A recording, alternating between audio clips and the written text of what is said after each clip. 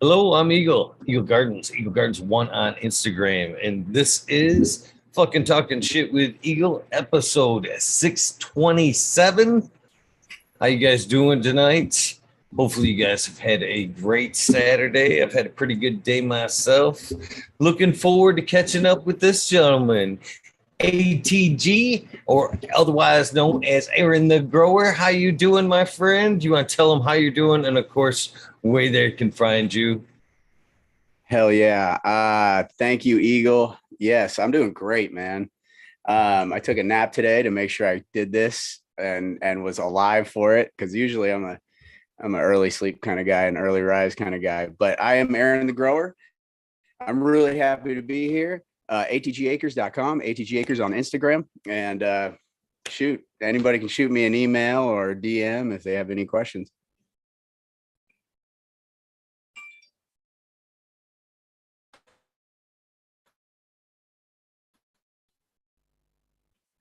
Right on, man. Well, I'm looking forward to catching up with you, man. Since the last time I seen you, a lot has happened for sure. Uh, Definitely living the dream. Now, I wouldn't say it's an easy one, but a very commendable or admirable one for sure. Thank you. Yeah, and that is very well said, man. I appreciate the kind words. It's a lot of hard work. I basically just spent 6 months with my head down and didn't socialize, just worked my ass off and got this place built. And there's a lot of pride in that, right?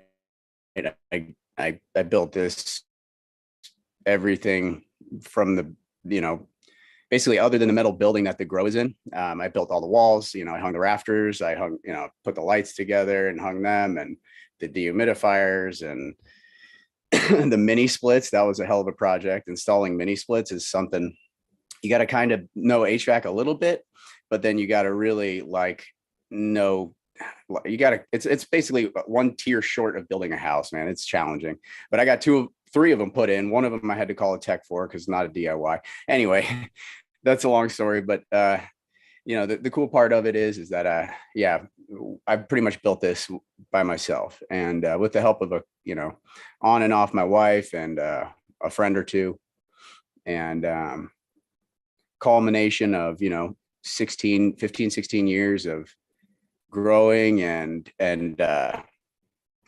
just slaving away for maybe for other people, and not necessarily following my exact dreams, just paying my dues, as they say, to get in the game. And now here I am at the what I mean, you might call this the beginning of something, but it really is sort of the end of something too. Been an outdoor grower in California for like 10 years, and going back to indoor now is really something bizarre. I've got these LEDs hanging that are like walking into a spaceship, and I'm used to these hot buzzing HPSs. It's like 1,000 degrees in that room, and it's humid, and it's like that's old school. And now it's like, man, everything's just dialed in now. I got all this technology to do everything for me, but it wasn't cheap. My wife and I put our entire life savings into everything we've done. Haven't taken on any investors, so we're pretty proud of that. And That's what's going on with me in general. And I'd love to fill you in on all kinds of little details and stuff like that. You've been crushing it, dude. I saw you did it's like 20 hours on 420 or something like that.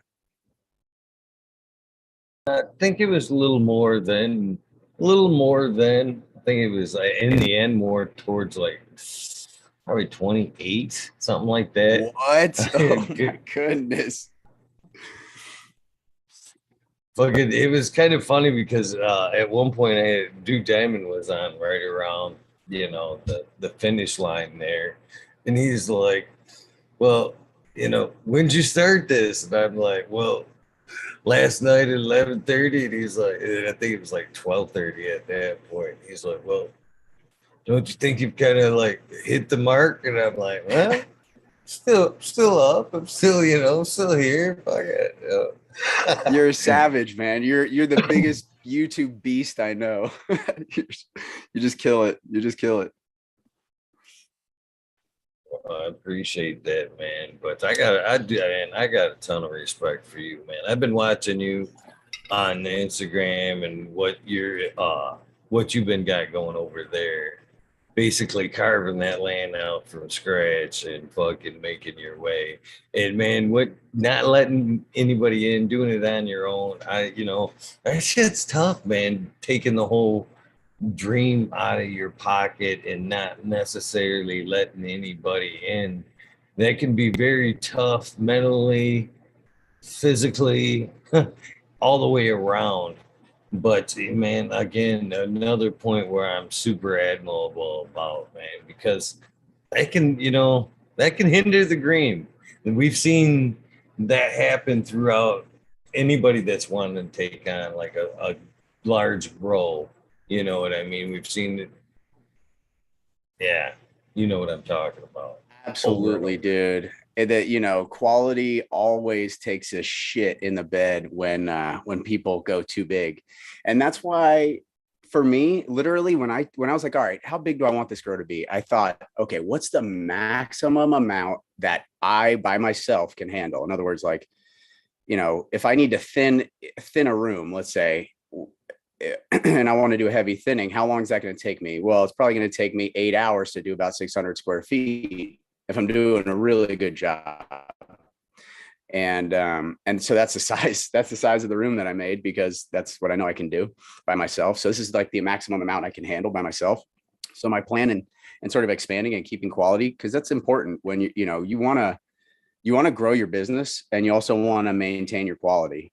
So for me, that means finding someone who has a passion for the craft like I do, and but maybe doesn't have very much experience, um, that wants to learn and can kind of like do it in the same vein that I would, and eventually that's how I would expand is you put the faith in another person, not in some sort of business model. You teach somebody your ways, and then you pass that torch on in that way.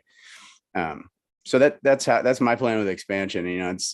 It seems really easy, right? It's like just do it the right way. Just train somebody and do it the way that you would do it, and then you're not corporatizing anything, and this person then is benefiting. So like I brought a guy in when I started my business here in Oklahoma. You have to be a resident, and I was just shy. I'd bought my land a year and a half before the license was getting finished, and you needed a 2-year residency to qualify. So I brought in a friend here in Oklahoma, and that's just one of the ways that I like to build other people up. So my buddy is he's a business partner with me now. He owns a large portion of my business, because that is how I felt the proper way to go about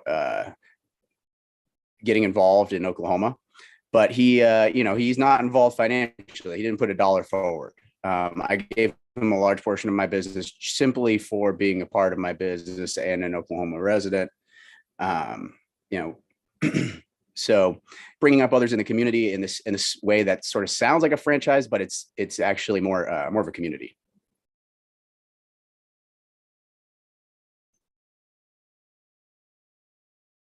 I think that's pretty awesome as well, man. Teach a man to fish, teach one type of thing. Uh, and plus, that gives them more heart, in what they're doing. You know what I mean? It's about their greater good as well. So I can see that working all the way around for both. Yep. That's the plan, man. And that's part of why I like jumping on your show and Cheap Home Grow, because it allows me to connect with people and pay back. When I was a beginner grower, I depended on so many different resources, and everybody has their own perspective on growing, even down to some of best growers in the world grow weed totally differently. And when I learned that, you know, everybody can teach the way that they grow the weed and maybe help somebody along their path. And so this is why I feel that's, you know, you might think that I'm doing something great, but I really feel like, you know, you put in this basically pro bono work. You're just here on YouTube working your ass off, and you're doing, I mean, in my mind, this is some of the biggest advocacy work, because I mean, just somebody today reached out and said, oh, when are you going to be on Cheap Home Grow? I'm like, actually, I'm going to be on fucking Talking Shit with Eagle tonight. So, you know, expanding that audience, teaching new people, man, it's everything. And in the process, you know, trying to remain humble and learn. So, you know, that's what I do too, is I try to absorb from the people that are really just crushing it, like Poetry of Plants and Russ Brandon and, you know, guys like that.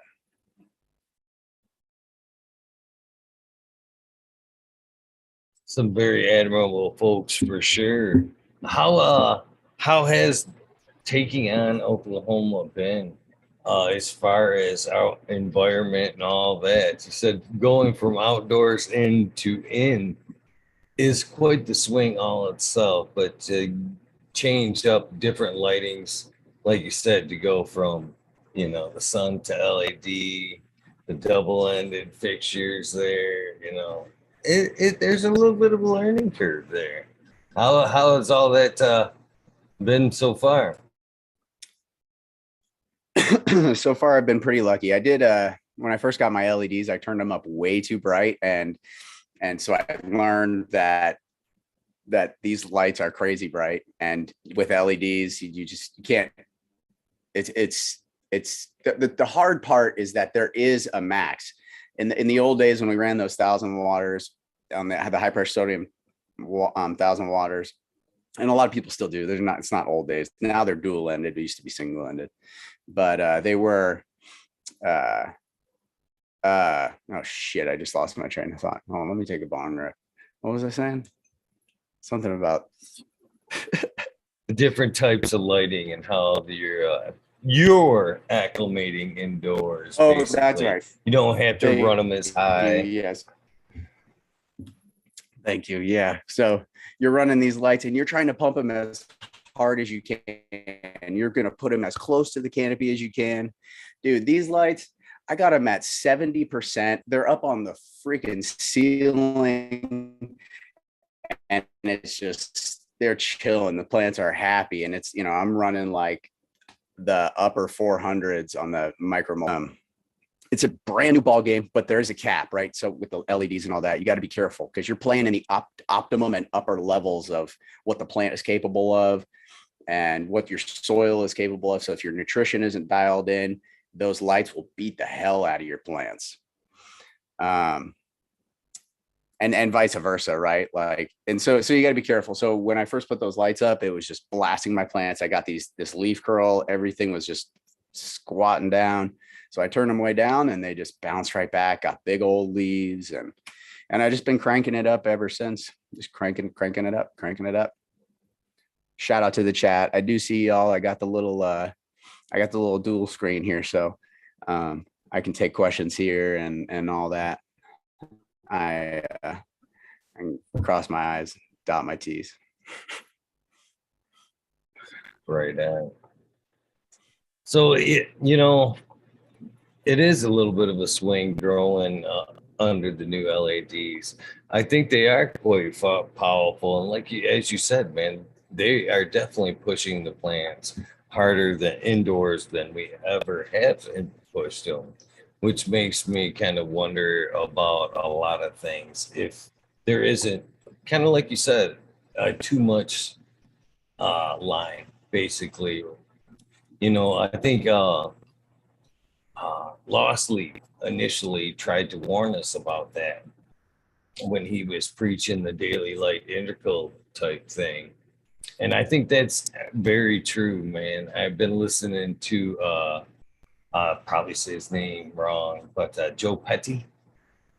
which is an old school grower, and he's trying to beat the drum of, we're fucked up, man.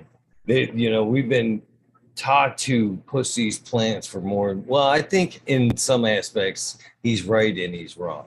Basically, he's talking that we've been duped, telling on ourselves, using way too much electricity, overusing our equipment, and fucking giving ourselves away, burning into the later night hours, with bright lights, when it's unneeded, photo periods were daily light integral. And I think he's right, man. I think now that we have these more intense light, we should be thinking about pulling, not just pulling the power of the lights down, but the time of the lights down as well. I just don't think it's needed. I think maybe back in the day, it wasn't such much a psyop operation as he makes it out to be. But I just think at that point, we just didn't understand, the weaker lights, and maybe it did take a little bit more longer time to equal what the plant needed in that number. But I think we're there nowadays. Definitely. I would 100% agree. Yeah, it's we've come a long way in lighting, and I was basically growing outdoor that whole time that the whole lighting evolution was going on. I was like not paying attention at all, and then I had to get the old gears cranking for that one, because it was, I mean, we planned for like a year for what kind of lights and how we were going to set them up and all that. Puffy Grows in the chat asks, how do I like Oklahoma? I love Oklahoma. I was meant for this state. It's the absolute best state in the country. No offense to any other states. I've lived in a few other states, and I absolutely love Oklahoma. It's just super free. You can kind of do whatever you want. It's also the only state, as far as I know of, that you can own a gun and a cannabis patient license. In fact, when the OMMA inspectors were here, he goes, you're required to have some sort of security, right? Like door locks and cameras and stuff like that. So he's like, what kind of security do you have? And I'm like, oh, I got door locks and guns. And he's like, check, good to go. Yeah, that's pretty awesome all in itself. Hell yeah. Just freedom, So coming from the outdoors in, there's always been that age old, argument that outdoor is so much better than the indoor there. So how are you on that side of the fence now that you're on the indoor side of things? Oh man, I guess I'm gonna ride both sides of the fence for that one, right? But I still want to grow outdoor. I still love outdoor weed. Dude, I'm smoking outdoor weed right now from last year. This is some Baja Blast from last year's outdoor in California. This is what I like smoking. I love flavor, but this is what I'm trying to do, right? I'm trying to bring that flavor from outside inside. What I really want to see version of this. I want to see the exact thing, but in lighter green, or it's disappearing. But yeah, you know what I mean? I do, and I've honestly put a lot of thought into the indoor versus outdoor argument, to be honest with you. And I'd like to run my thought about it by you as an outdoor grower and see what you think. See, basically, I think that the argument for the outdoor, the quality outdoor, there's a lot of factors. Of course, that beautiful sun, the out stressors of the outdoors, the natural stressors. But I think one thing that varies from the indoor from the outdoor is on the indoor, most growers try to harvest or plan things by the calendar, number of days. When you're outdoors, you're letting it grow as long as possible. You're grateful for every extension of the day. You know what I mean? So you're letting the plant more fully ripen out, go through as much senescence as possible, and to where the indoor grower don't do that. You know what I mean? Or that's their mistake. I think a lot of them, that's where they make their mistake, is not letting the bud go through the ripening stage. You know, they pull a little bit too soon. So what's your thoughts on that? Am I close or no? I think you filled out half of the puzzle and you're dead on. I think that that's like the McDonaldization of the industry, right? It's like we have to flip this run in 9 weeks no matter what. Okay, but the trikes are all clear. It doesn't matter. Like that's the shit that turns good weed bad. I think you're 100% right. And then I think the other half of that coin is, man, this is speculation 100%. But coming from outdoor, I would say that we are still discovering so much about the physics and the quantum physics of electrons, right?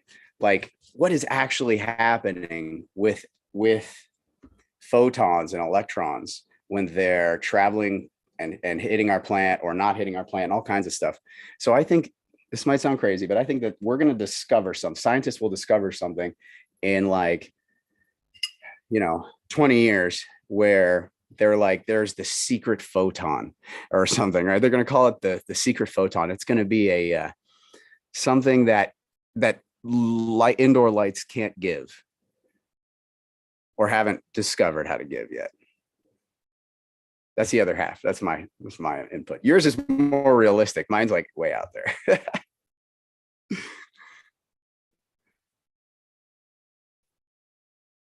No, I think there's something to that. I think there's something to that 100%. I think maybe it could be spectrum, you know, even that we could put it like a digital eye to it. We know that, we can only see so much, or, what is visible. So we can only make judgment on what we can actually see and or necessarily measure. So there could be, something out there as far as spectrum or whatnot being something we're missing.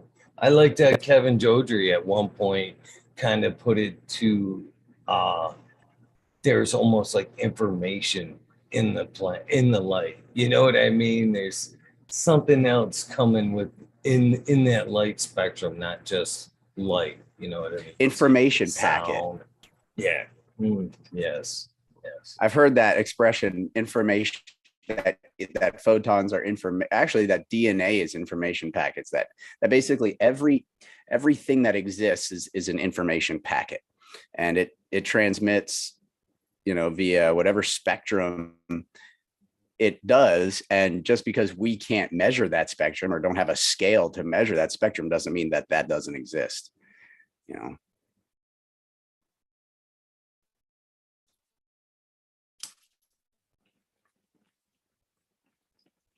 So what are you smoking on tonight? Did you? I think you did. You just told me, didn't you? Yeah, the outdoor from last year.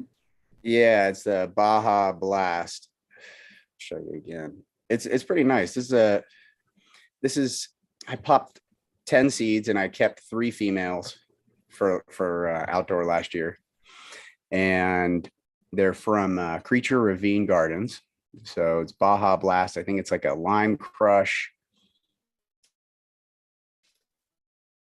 Crap, I can't remember. I don't remember such shit. But anyway, it's delicious. It tastes just like, well, this pheno, not so much. This pheno is just bulky and dense and had nice bag appeal. But the other two tasted like, one of them tasted like straight lemons. And then the other one tasted like the actual soda, the Baja Blast soda from Taco Bell. It was delicious. That sounds fucking delicious. The Baja Blast. Thanks for that shout out, John. Appreciate that. I see the chat lighting up about plant packers and the website. That's dope, man. I appreciate all the support. Let me take that opportunity real quick and tell you all about the plant packers. So Did I have plant packers last time I was on the show? Please Probably. do. Did I? Okay. It You was haven't either, it was right yet. around Please then. do. I don't know, but it's just, just a quick shameless plug is that it's an easy way to ship your plants. There's a link for it in the chat there, and um, it's you can ship live plants, and I actually designed it to get my genetics to Oklahoma. So I used this for 96 or 98 plants or something like that, and I didn't have any dye. So, and since then, I've created that product. Many people have purchased it, and I haven't had any negative feedback. I have had some suggestions, and I've actually modified the product a little bit. I've softened the edge where you place the clone down in, so it doesn't necessarily want to dig into the side of your clone. But it's just different things to generate income for the family and backup plans. And if something doesn't work out, always got something else going on. Did you do your little happy dance when they said that when the announcement for clones and siege? I would have been on the side on the IG all day long. Buy it now, buy now, ship. I've tried to reach out to a couple of nurseries and stuff.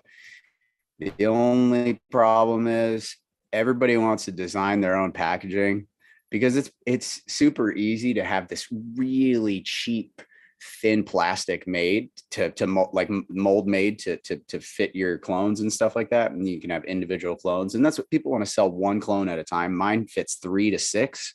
So it's more about shipping clones to your friends and stuff like that. But I am working on a design where it's a more sturdy single version. It's just going to take time and money to create that. But what was I going to say about that? But yeah, it was created as an alternative for that overbuilt clone shipper that is like $30 a pop, and it's got all these freaking pieces, and it's just sort of silly, and the light is whack. The light is super whack. So I wanted to get a really good light that, no matter what, would just these little things that keep your plants happy in transport. It helps. Not to mention the warmth that comes off of that light. That's going to help, in cold weather, to keep that package warm. And then that's why I recommend living soil, shipping in plant packers in living soil, because, it's added warmth, carbon dioxide. So yeah. Also, I'll give everybody that's watching this a 10% discount. Just shoot me a DM or an email, and I will give you the discount code personally. So do that, and I will do that for you. And you too, Eagle. Actually, you just let me know when you need them, dude. I got you, bro. Appreciate that. So, but again, things have changed a little bit now, though. I mean, back then when it was plant packer, the dream, earn a little bit of cash, help some buddies ship some shit. But now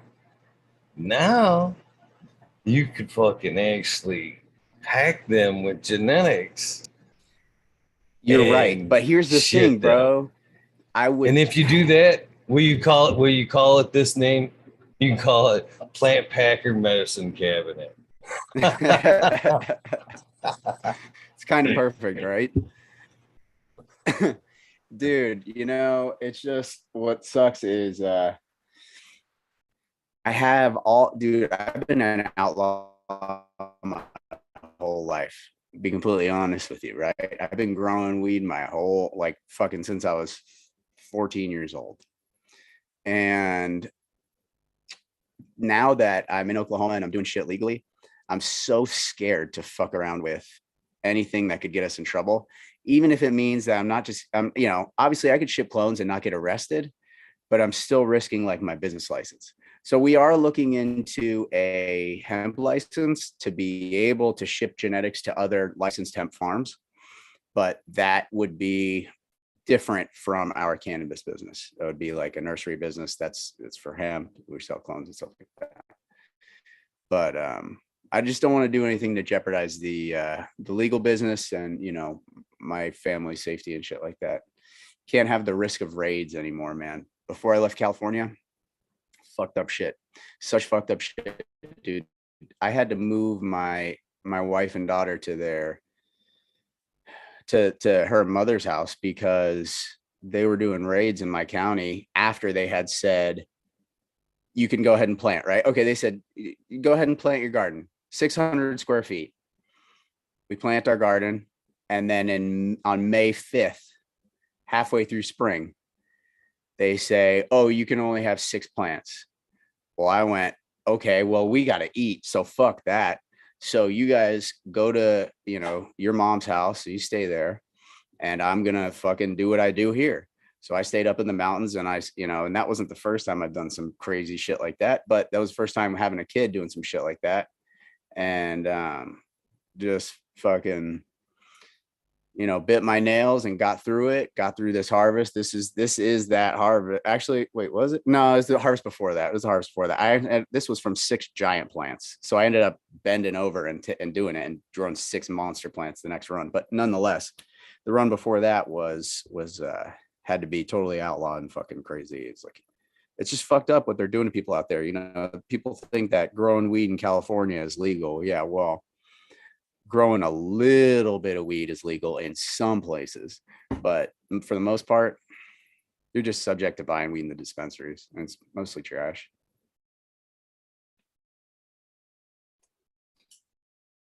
That's one thing I could never understand, man. California was one of the first places to get the ball rolling and never could fucking figure it out. You know what I mean? To this day, the whole state can't fucking agree on common laws and fucking one system. You would think they would be the model by now. It's why I moved to California from Florida fucking 11 or so. Oh God, I don't know. 2011. So it was 11 years ago. I moved from Florida to California because I had big green plants in my hearts and my eyes, but they're good big green plants, not hearts. I want to grow. So, I moved to California to grow plants. Actually, I moved to also go to school and shit, but I bailed on my PhD after 6 months. I was growing and doing my PhD and I bailed on my PhD. And so I think I've told you that story before, but just love growing and done it for a long time. And it drove me out of California. It drove me to California and it drove me out of California. But so far, Oklahoma is doing it the right way. They're rolling it out for small farmers. It's a struggle. There's a lot of shitty bills trying to get put up here, but we have a lot of killer advocates here too. People like their freedom here. So, shout out to Brandon Rust again and many other people that, fight for the freedoms of home growers and small mom and pop farmers and, us ex-outlaws. It's nice that they didn't put a lot of restrictions on who can and can't start things up over there. Me, myself, man, I've thought about heading your way, man. I thought about the Oklahoma dream. And as far as like the outlaw days of being fucking paranoid of shit, right there with you still kind of on that. But mine is, man, I would honestly love to just go and just start popping all the genetics I have and start housing hundreds and hundreds of different strains, just doing the pheno hunt, finding the one, housing her, moving on or whatever, and just, housing hundreds, if not hopefully thousands of different genetics at one point. And just, not worry so much about flower production, oil extracts or whatever, but just be the guy where you come get that shit. You know what I mean? That cut. I think I would be quite happy there. But I'm afraid that the second I would do that, go there, open up both cases and start getting shit wet, fucking things would change and I would lose fucking all them genetics in a fucking gavel. Bang! Fuck. Man, I knock on wood because I tell you what, we watch the news so close because we're scared too. We've been doing this for long enough to know that they're going to figure out a way to fuck us one day, one way. But if you look at the history, and this is part of the reason we chose Oklahoma, if you look at their history, it's in the Oklahoma Constitution. I don't know the wording, but it's in the Oklahoma Constitution that the doctors and patients' rights shall not be infringed or something like that. And it's a big thing here that no matter what the state, no matter what the government tells you, if your doctor tells you you can do something, you can do it. And that's what it comes down to, is my understanding. Somebody's probably going to be able to have a better explanation. But so basically, if your doctor has recommended cannabis, you should have an access to this cannabis. And that's what's created this industry here. It is very medical. They do not fuck around with recreational here. But everybody that says I'm thinking about Oklahoma, I encourage them to move here. Check it out. Come visit. And Eagle, you're welcome here anytime, bro, on my farm. We're actually getting a guest house here finished pretty soon, and we'll have some space for guests. And you can come check it out. And and the other thing I want to say is, if you're going to run some pheno hunts, make sure you get land that has wind block, because there is so much wind here. You put plants outside, they get from walls or a forest around them. Yeah, I can see that. Actually, Oklahoma and kind of that tornado alley, you know what I mean, that runs through the Midwest there, I've kind of talked about as the perfect example of someday that just being an area where autos are grown. That's just part of the recipe to work around the weather. You know what I mean? You instead of getting one long season in, just two, one before and after that wind season, or rough season, spring season, or whatever. I don't know. What are your thoughts on that? It's windy, man. But you're right, because autos, they're smaller generally, and they're squattier. So you're probably on to something. I've been thinking about running some autos outside, 8-foot fence or a 6-foot fence with a 2-foot extension, which is an 8-foot fence with a barbed wire. I mean, a 6-foot fence with barbed wire. But and that's really expensive to build. It's almost like, why not just build a greenhouse instead, because that qualifies as like a locked area. So then phase 2 of this is a greenhouse, a lean-to greenhouse that passively uses the environment from the indoor. So I'm gonna have an exhaust that pulls leftover AC or heat, whatever I need, from the indoor to the greenhouse. It'll also act as like a solar collection, because when you have like clear plastic over a white surface, you're just basically like heating up the space for free and then keeping it cool in the summer.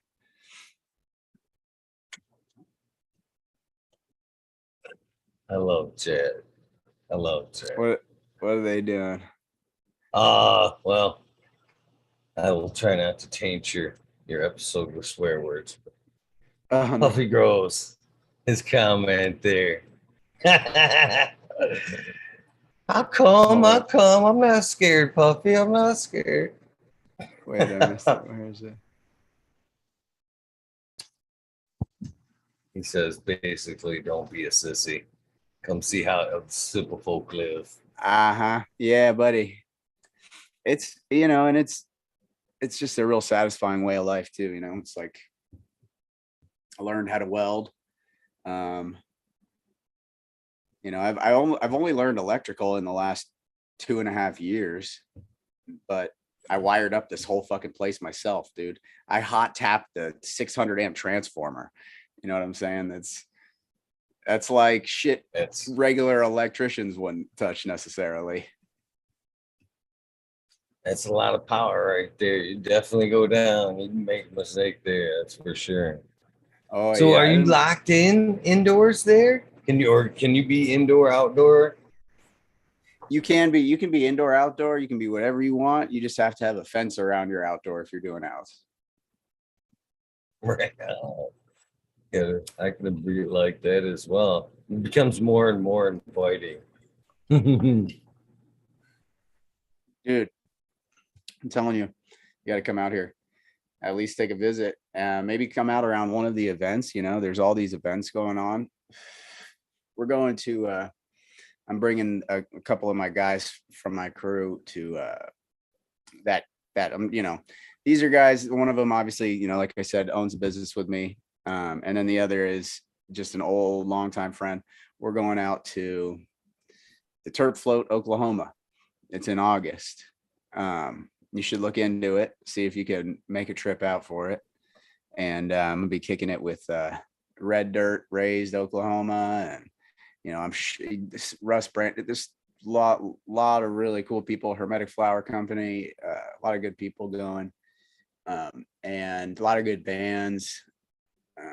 There's a scene happening here, man. I guess that's what's really happening is there's like a real movement in Oklahoma, a real grassroots movement here where people are kind of coming together and creating something. And I remember this in California. I was on the back end of this wave in California. When I moved to California in 2011, it was like, whoa, this culture is changing really deeply. And that's what's happening here.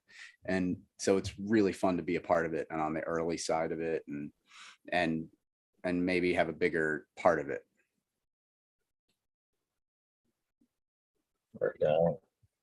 Yeah, there's definitely a cool bunch of people there in Oklahoma, and more and more. Well, we got Sus there.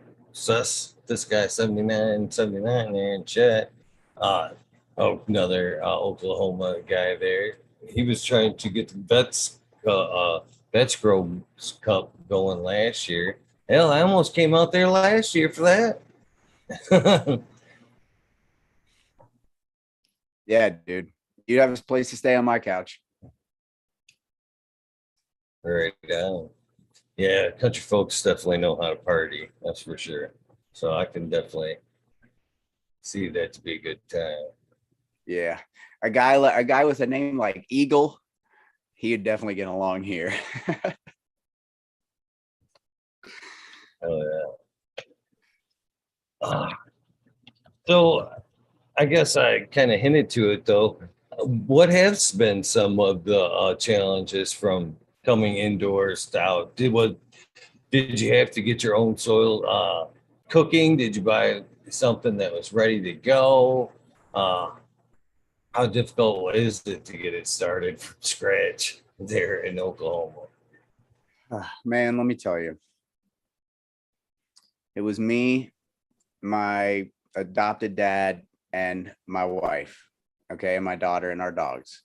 We all had our own vehicle when we traveled from California to Oklahoma.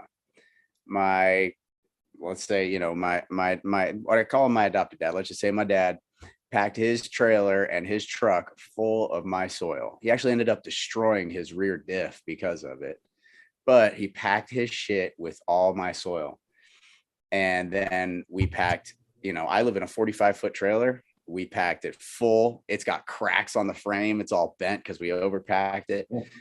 We packed my wife's SUV full. And we got everything here that we needed. And, you know, I could have had a better start with soil. Like it could have been a better, more well-balanced blend because it had sat for months. But fact of the matter is I got this shit started like out of scratch and out of the back of a trailer, and I'm dialing in the soil as I have plants in it. It's been a wild ride. So I know this first run's not going to be the best, but I'll have better runs. So soil has been a challenge.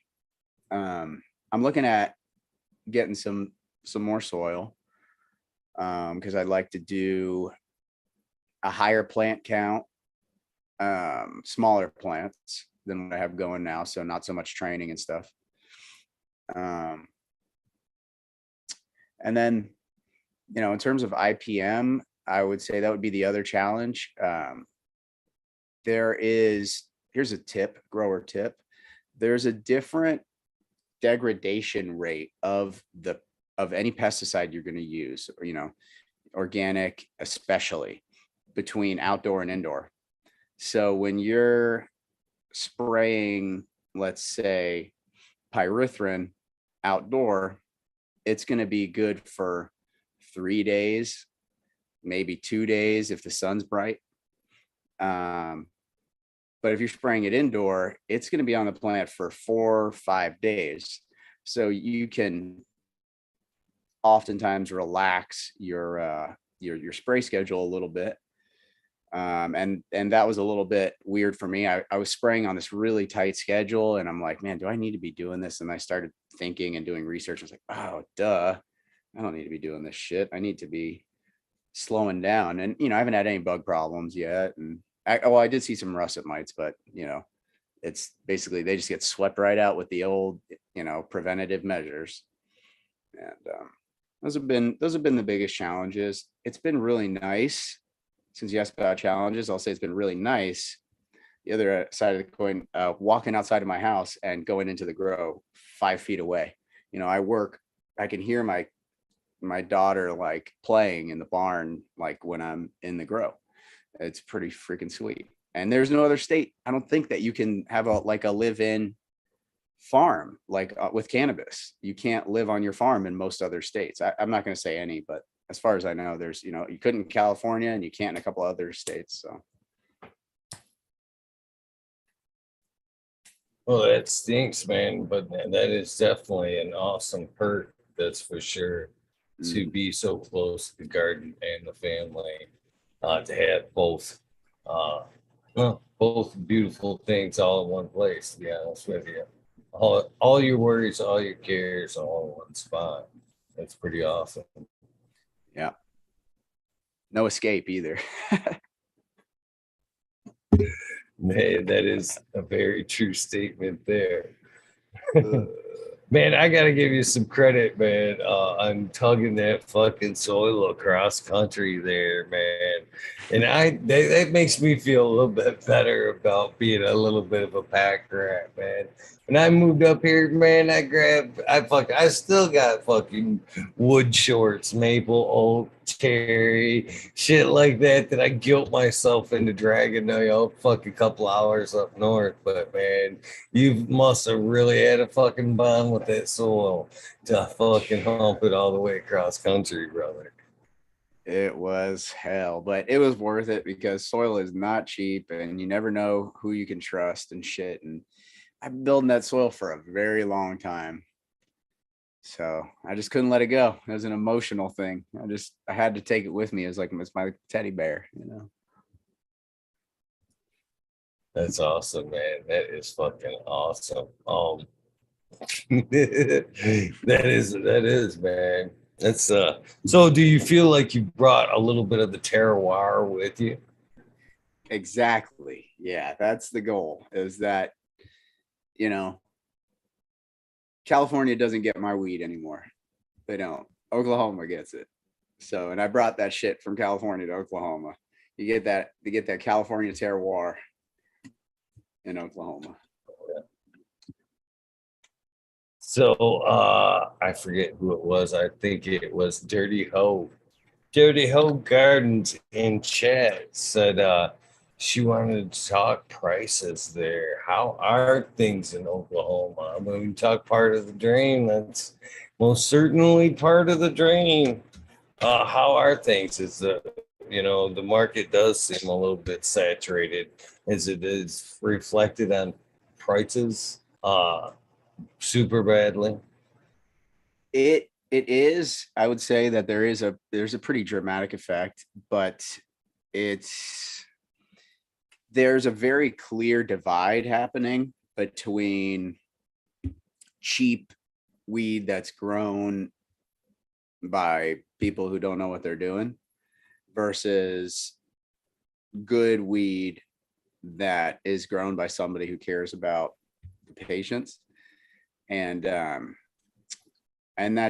divide is represented in price. So there's folks that go into dispensaries that ask for, I only need $700 a pound for this.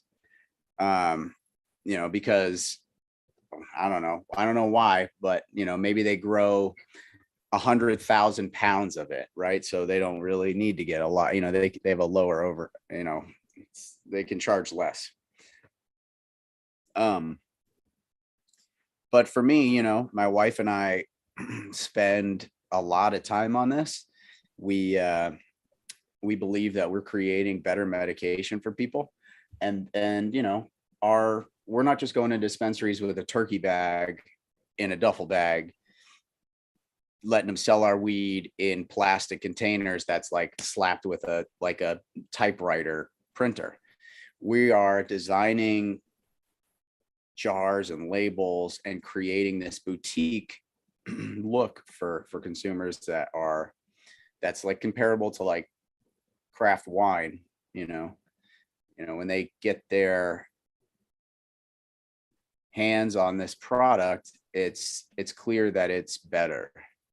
And those plastic containers that they're using here in Oklahoma, it's just this little pop top plastic container. It's like really doesn't keep the weed very well. And so, the price that I'm going to have to be charging, we've calced out, what we're going to be charging for our cannabis to dispensaries. And the price that we are probably going to have to be charging, depending on how much we produce, it's going to keep us in business, because that's the great thing with organic gardening is we grow weed pretty cheaply. Like rarely do we have to spend a lot on fertilizer. So, the soil stays balanced or is pinballed back and forth with small amendments.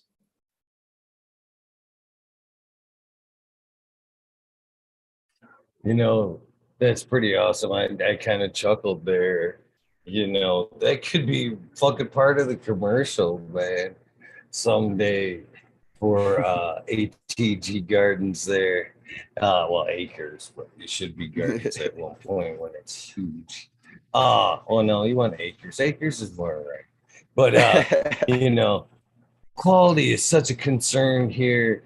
To get things going, we actually lugged the soil here to save the overhead so we could pass it on to you. You know what I mean? That's how much it means to us. Something along that line. It's ethics. It's how deep our ethics run. You vocalized I might have to steal your wording. I think you I never think about this shit when I'm typing my website, right? Like I'm like blah blah blah blah, but when I'm talking to you, it I guess it makes more sense, comes out of me better. But yeah. So I know at one point you guys were looking to go off the grid as much as possible. Is that something that is still part of the dream, especially with LEDs? I would think that's pretty. I don't think that's off the possibility realm. With LEDs that you could be off grid and still function with LEDs. Do you think that could be part of the puzzle to save the buck in the future? Well, listen, brother, you could go off grid with as much power as you want. They got generators that come on dual axle trailers, triple axle trailers that are the size of a building, and they will power your shit till the cows come home. On the same hand, off-grid living was rather necessary in California because it was so expensive for power, and they charged you just to get set up like 60,000 just to get power set up in my neck of the woods up there. And here, dude, I put a $500 deposit down and I got 600 amp transformer placed on my property. That's it. And, you know, I told them I can do the electrical work, and they said, okay, we'll leave it unlocked. So I just got a piece of 2x4, stuck it up under there, got my gloves on. I wrapped my wrench with electrical tape, and I was shaking, boy. But, you know, in theory, it's going to work. So it's okay. It's safe. It's as long as you know what you understand what you're doing, it's safe. I want a couple of questions stacked up in chat that I just really want to jump on real quick. Somebody asked, hold on, if I go to the auctions, Puffy Grows asked, ATG, do you do the auctions? No, but my contractor does, and I would really like to get out to them because I need a tractor. And the Major General 420 Army asked, how much is power per kilowatt? We pay, it depends. You know, we were paying 11 cents a kilowatt, and we started just in the last month or two, we were paying 13, I think, cents a kilowatt. But that is just right around the national average there. So we're, you know, we're sitting pretty with our electric bill compared to other states. Does he have a huge veggie garden started this spring? I wonder if he's talking to me. Probably, maybe. I don't, because I just cool. I haven't had the time. I'm 100% invested in this garden and that stuff. But we're gonna do one next year. I have a couple of friends doing veggie gardens that I'm gonna support their stuff. I'm gonna pay them and buy vegetables and stuff. Oh, and our neighbor actually has a dairy cow. We've been buying milk, eggs. They have, you know, chickens, eggs, jam, and all kinds of great stuff from them. You know, I want to jump in on that sentiment real quick, as far as like the fresh milk and the fresh eggs and all that bullshit goes. I had my first nostalgic memory with food the other day, and I've never had that. I've never ever had that. You know, it happens with music and other things, you know, but not as deeply as music. Music can usually, you know, set and rewind the whole memory back in your head. But I've never had that with food. All right. And the other day I had some chicken, and it was bought from a local butcher, buy their own meat and shit. And the fucking chicken tasted, it was fucking delicious. Bottom line, it was delicious, but it actually tasted like fucking chicken. It just didn't taste like fucking a protein source or whatever, you know, fill in the blank salt.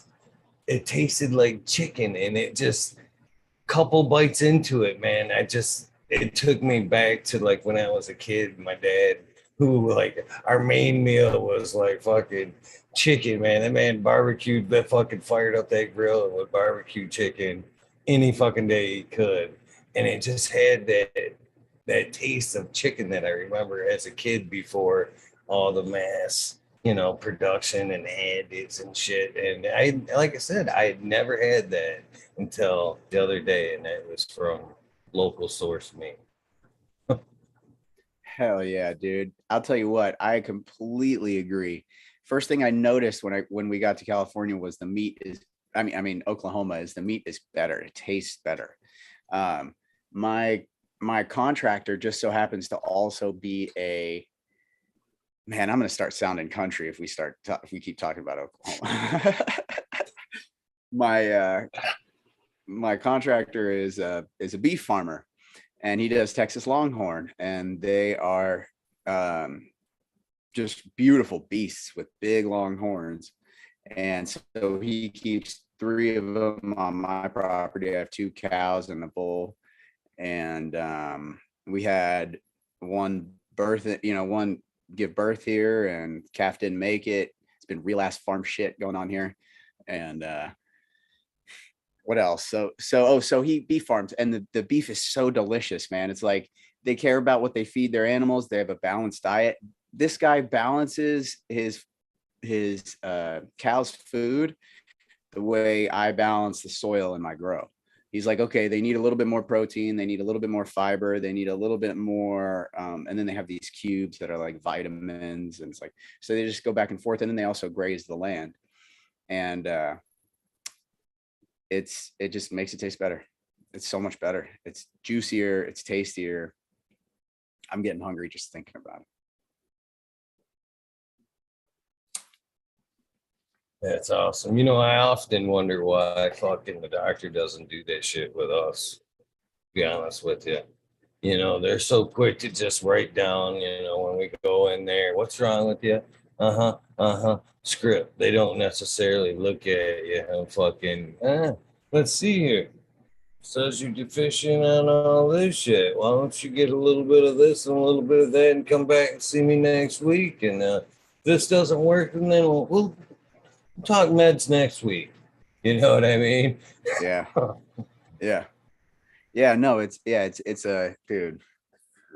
Don't even get me started on the pharmaceutical industry and Western medicine and all that. It's just a pinball machine. You get you back and forth into their office, and then their partner's office. Well, I'll give you a referral to this other guy who'll fuck you up worse. Get you on this other drug. Well, you can go on all you want, because I prefer to send everybody towards the way of cannabis versus that pharmaceutical. I'll tell you what, man, we've converted a lot of people to lotion, like, you know, coconut oil. A lot of older folks here in Oklahoma, just friends, just giving them, you know, RSO infused coconut oil. Dude, it's crazy how many people I've taken to that don't use cannabis otherwise, that they just love this stuff, and it takes their pain away. Oh yes. Puffy Gross, tell them about the barbecue here. Yeah, barbecue is fire here. Barbecue is so fire here. And everybody knows how to cook, and there ain't a vegetable in sight. That's the only problem. I got to supplement my vegetables around these folks. What genetics am I working on right now? 4x4 closed door. I am. Oh, let me just shout out 4x4 closed door. That guy sent me one of the nicest messages I've ever received. He said, you know, something that I said to one of my biggest heroes of the farm. I sent Patrick a message like years ago. I said, man, I hope our paths cross. I just feel like you're killing it. And I wasn't doing like anything big like this. And I was just looked up to him. And 4x4 sent me a message like that. And about had me crying, man. It was really nice to see something like that. And I want to encourage, it was a continuation from the Cheap Home Grow, where I was kind of encouraging people to, you know, pursue their passion and quit their job. And, you know, I'm on this motivational shit right now where I just want people to be happy. And I think that's the right way to do it, is to be courageous and quit your job. So let me just get back to this question. 4x4, shout out 4x4. I'm working with Sunday Driver and Blue Cookies and Baja Blast. I'm running right now. So it's mostly Sunday Driver. And then I have like 21 Blue Cookie plants and 3 Baja Blast plants. So we'll see. It's going to be some fire coming out here, but it'll get better and better too. Looking forward to everything. I'm on the same motivational kick with you there, as far as that. Well, not just cannabis and in general, but living your dreams for sure. You do have to get out there and be happy. But as far as cannabis goes, I do believe, it's a path well worth taking there. I've said this before, just not as far as a medicine, but in general, man, cannabis offers a better quality of life. For those who's sick, it can offer a better quality of life. as a medicine, even if it isn't caught in time, you know what I mean? The time you have left, it can enrich. As far as like us that are trying to make that change from swinging the hammer or whatever we did before this, it is about the same thing. It's just we were wanting a more quality of life. We're tired of being sore, want more time with the family, shit like that, you know, and that's what we're trying to find in cannabis. And I don't think that's something to be demonized for, is wanting a better quality of life. Well said, dude. That should be on your fucking commercial right there. That is, and that's why I feel like you're the best advocate in the industry, because you really speak on your heart and you dedicate so much time to this message. Really, it's and it's unmatched. It's unmatched, bar none. It's unmatched in the industry. I'll give you a second to feel spoiled about that. I appreciate that. I was feeling spoiled. Thank you. I appreciate those kind words. Well, really, you know, it's all love, man. So 4x4 said, did I hunt them from seeds or did I just start from cuts? And I started those. The Baja Blast was from seed. I hunted that one. Everything else was from cut. The Blue Cookies and the Sunday Driver were from cut. The Sunday Driver, got that from my buddy up in Oregon, Zen Farms, old owner, Randall, really nice guy, older fella. I'm always friends with older people like Coot or Randall, who was 65.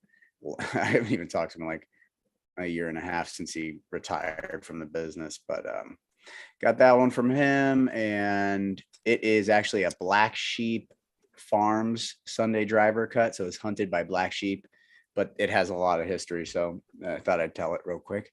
And then the Blue Cookies cut I got from a dispensary in Sacramento years ago, and come to find out that it was probably the original pre Girl Scout, pre Forum cut Girl Scout cookies.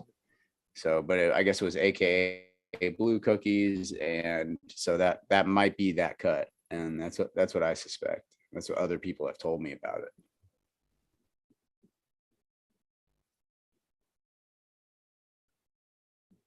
Sounds like some nice stuff there. So I guess my question is, since Oklahoma is still in the medical side of things, how do you see yourself in the future? Do you think, do you see recreational cannabis as a second wind? You know what I mean? A future second wind in cannabis for Oklahoma? Or do you think that you want to just keep things the way they are? Tell me what your outlook for the future is, or your perfect, ideal path. That's a really good question, man. You ask such insightful questions. So I would say that it's because this is such a Republican state, it's unlikely that recreational is going to put us in a better position. And I'm not necessarily I'm not necessarily anything on the political scale personally. I'm not going to say anything, but I'll just say that there is a very reserved area for the medical industry here, medical cannabis industry, but that the recreational industry is probably going to have to wait until some sort of federal recreational legalization, in my opinion. Man, I'm definitely scared of that, to be honest with you. There's so many levels, to be honest with you. I'm afraid that the whole medical thing, the home grow, which is that's for me is more dear to my heart than most. It goes basically medical cannabis, the home grow, you know what I mean? I think that's holds so much value to medical cannabis in general. Yep. And I think recreational definitely puts that in jeopardy. And then on top of that, I'm worried about, everybody, everybody, all 50 states, you know what I mean? Because there's always the chance that they could always come in and go, ha ha ha. Yeah, reset everybody, motherfuckers. now you guys have to all come up to our regulations. You know what I mean? And hopefully that don't happen. Hopefully that's just an easement in.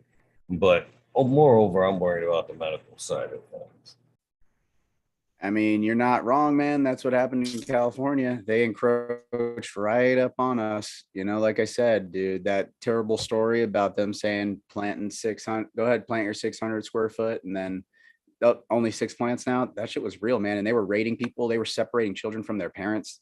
I mean, that's why I sent, because it was like, all right, they're raiding people, but like, what are they really doing? Oh my God, freaking, what's it called? CPS is coming in and separating parents from their kids. That is messed up. Like, we got to get you guys out of here. This is crazy. And then it was, and we had already seen the writing on the wall. We had already purchased our property in Oklahoma. And I'm glad that the home growers in California still have an opportunity to grow, mostly, in most places. But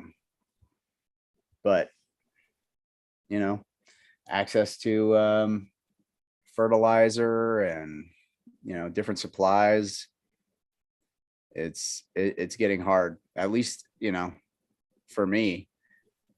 I hope home growers don't have as big of a problem as I've had, sourcing particular fertilizers and stuff like that with everything going on. And if they have, at least there are dispensaries that can provide those folks with supplemental cannabis that has some sort of quality. That's what I like about the medical program and the home grow program here. It's really well done. That's awesome. So how do you feel about, as somebody that's licensing and selling to, dispos and stuff? Yeah, obviously somebody that's on the Cheap Home Grow show, still advocate for the home grows there. You always gonna be on that side of the fence, hopefully again. Yeah, dude. When when you start out in a little closet, or when you start out, actually, I started growing in the woods with one little seed, but really when I started taking it seriously, I was in a little closet. And you know what? I've been arrested a number of times for this fucking plant. I've got, I've paid my dues, and there isn't a person I respect more than the home grower in this entire industry. There's a lot of people up at the top, but there's, I hope that there are probably people in the chat that can back me up on this. I really like connecting with just anybody who's passionate about the plant, not necessarily big names or how many followers you got. If you got 50 followers, but you're like, I really want to grow and I want to learn how to do it organically, and what's your IPM like, and how do I fight this bug, and that's the kind of shit that I connect with 100%. I think this shit's very infectious, to be honest with you. It helps keep us fired up about what we're doing. That feeling that we get from talking to the new guys as well. And that's one of the things that I'm very passionate about too, as well. Is I think that side of things, that that excitement, that oxytocin that's produced from just naturally talking, that's how powerful this fucking plant is. You know what I mean? That just talking about it from one to the other can fire up such fucking powerful fucking excitement, oxytocin's healing stuff inside you without even using it. Not even using it, just talking it. Being in your Yeah. garden, same. I think the cultivation, I say this all the time, I think the cultivation side, when you're speaking of medical cannabis, is the biggest part of medical cannabis. I mean, sure, the medicine does its own, there's a lot of weight to the medicine itself, but there's that feeling we were talking about when you're producing the medicine that I can, you know what I mean? When you can help yourself, when you find that self-sustaining moment, especially when it's a life or death thing, you know what I mean? I can save my life, you know what I mean? Just saying it, produces that healing feeling going up your back, you know what I mean? Mm-hmm. Mm-hmm. And what you're talking about, man, I like swarm on that fucking energy, dude. Like, I'm all about, when I get upset, I've gone from I've been a very different person in my life. I've been very angry in my past, and I feel like it's important to figure out who you are at your craziest or angriest, at hardest, and then tame that and kind of hone that and be a warrior in the garden, not a gardener in the war, right? And that has served me now, but has bit me in the ass in the past. But I got distracted. I started reading comments and I totally forgot what I was talking about again. Oh, my bad. Chat can do that to you. Chat can do that to you. But Yeah. since we're paying attention to chat, Miss Cassativa there is wanting to know how you feel about when fungus will be decriminalized in Oklahoma. Will it be another avenue you may pursue Man, it's so or funny. No, support? I'll definitely always support that. There's a lot of advocacy groups for the psilocybin out here, and I took a lot of mushrooms in high school, really a lot, probably way too much, and I think I got too fucked up on them, and now I prefer LSD if I'm going to take a psychedelic. But that said, I think that all over the country there are these treatment centers like ketamine and like DMT, and they have all these different treatment centers. And I'm not sure Oklahoma will be the first on board with that stuff, but they're, like I said, they're about their patients. So if the patients want it, they'll get it. Right on. So I'm with it myself. I support it too. I support it as well. Yeah.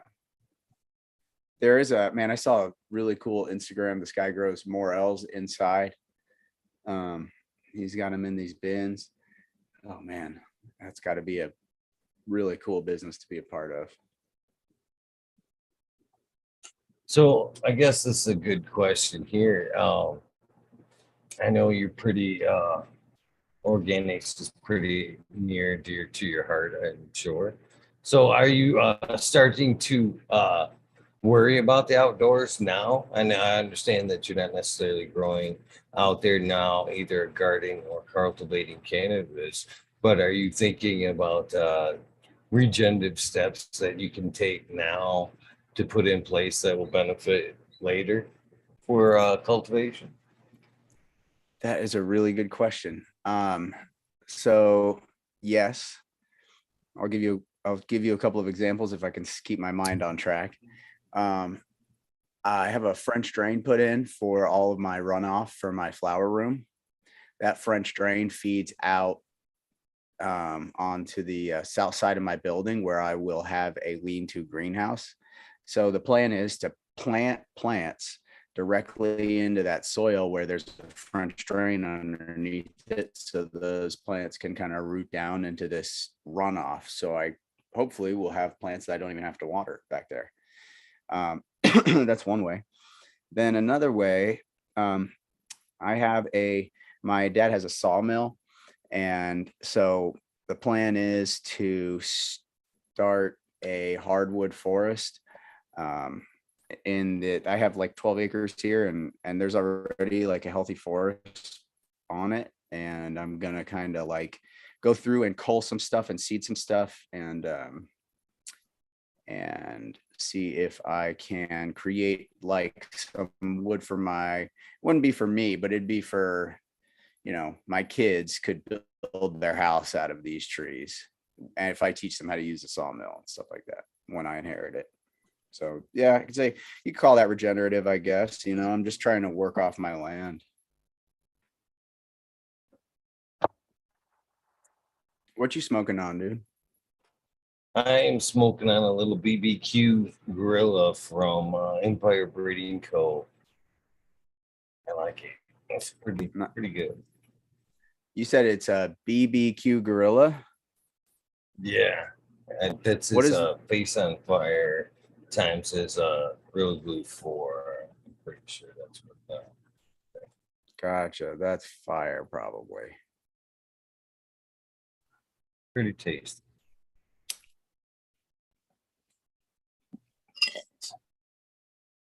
So why the pipe? Is it just a matter of convenience, simplicity? You prefer the taste? I actually prefer the taste of a joint, but I am a lazy, cheap bastard, and I will just sit here and just crunch up weed and put it in the bong. Bong water will get so damn dirty. Let's see. It ain't bad right now, but I will let this shit get so dirty, man. Just lazy. I'm just focused on other shit, it's just hard to stay focused on stuff like, every once in a while my wife and I will roll up a joint for like an evening, but we just keep it like special occasion. No reason, just lazy. That's one thing I got to give you a little shout out on too, is having a significant other that is very supportive and passionate about the dream as well. That makes things a very, very much easier, and it makes things more special in the end when it's built that way, I think. And let me tell you, dude, she is a trooper. So we had to put a dog down recently. Her dog. We both came with a dog when we met, and her dog has attacked multiple animals, dogs, cats, and now has gone after a bull. And it was a really crazy event. This dog went after this bull, and I had the gun, and like I'm about to shoot this dog, and I ended up able to beat these dogs away from each other and the bull, and it's all because this one dog just can't stop its prey drive. All this is just to say that I was wrestling this dog, and I pulled a muscle in my ribs, and I've been unable to water. I've been able to do anything in the garden, and the wife has just taken it all on. She's being full-time mommy. She's being full-time gardener. Luckily, all we've had to do right now is just water plants and stuff like that, but she has been killing it. So I don't know if she'll ever watch this, but maybe this will give me some brownie points.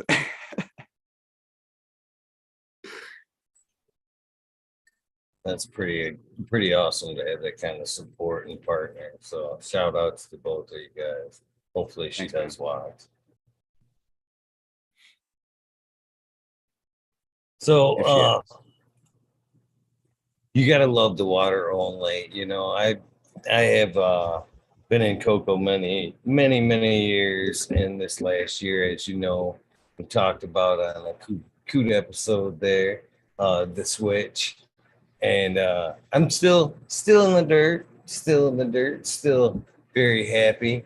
I'm in the second run right now to where I'm in some reuse soil, and I'm like, I kind of mended it a little bit, and I'm like, I'm in that portion right now where I'm like, if I were in cocoa, I could just flush, fix shit. You know what I mean? But I'm kind of riding it out, kind of going, next run will be better. Next run will be better.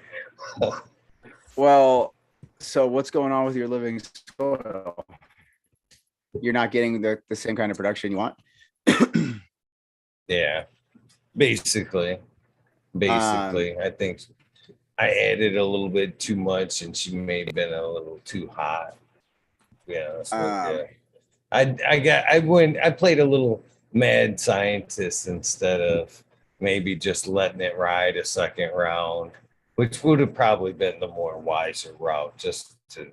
Which I got 5 rounds, and I still haven't really fucked with the earth boxes. So what made me mad scientist on these pods? I don't know. Maybe be the cocoa grower and me the head go mad scientist. I hear you. I know what you're saying. Well, did you do soil tests, or how did you balance your soil? Oh, I didn't. I straight mad scientist. Straight mad scientist. Well, dude, all you got to do, you can go mad scientist on this shit. I go crazy mad scientist. I'm insane scientist. But what I do is I go and I get soil samples and soil tests, and then you can kind of be crazy, and like I just pushed my magnesium too far. Okay. But I knew it because I got a soil test, and I'll explain. I see 710 Canvas 2 are asking about the soil test. I'll explain that in a minute. So because I got a soil test, I knew I pushed my magnesium too far. I was getting this burn going on, and I fixed it with a little bit of gypsum.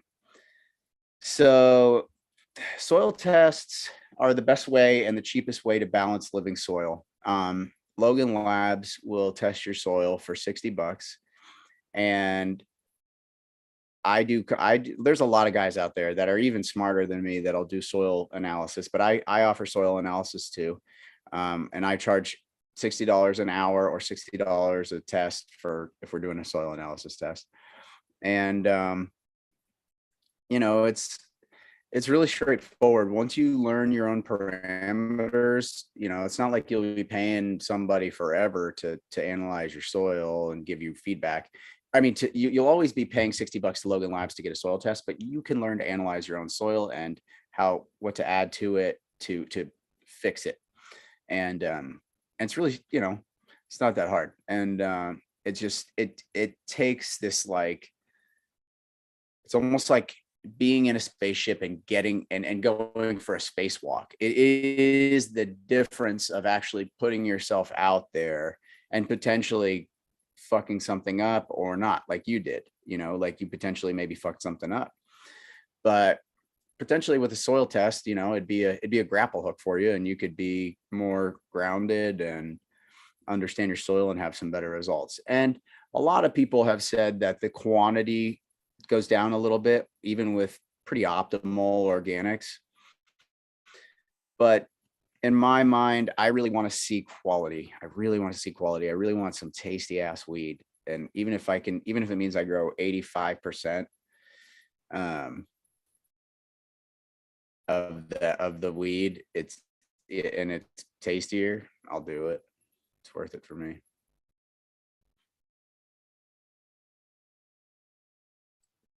Yeah.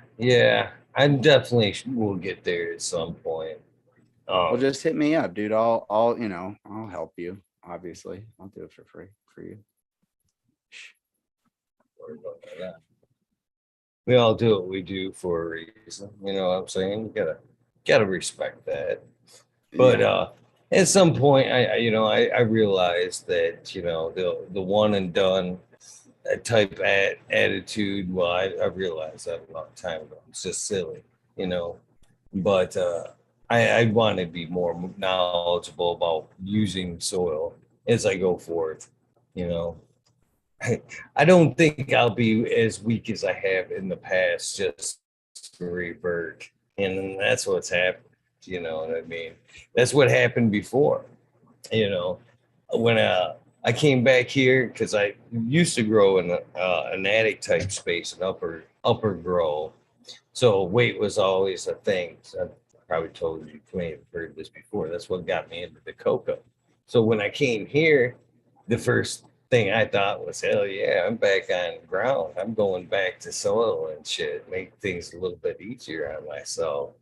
And then I got in the middle of a hot batch, took on my a few more patients and got into that hotter soil and got into kind of what I'm into now. A little bit of lockup, a little bit of something going on. And I was like, fuck this. Fuck this. I'm out. Back to cocoa. Back to cocoa. Full control. And I ain't even got, and I justified it too with now I don't have time to cook. I'm already into the bank. You know what I mean? I'm already into the reserves. I got to keep just running with cocoa. I get So I that. don't, And you know, I always tell people at the end of the day, do exactly what you want to do because that's what's going to make you happy. And you know, you at least you tried and you experienced what it means for you to grow organically, you know, and I encourage everybody to try that at least. So not many people do that. You know, not many people will waste garden space on a new technique. It's cool.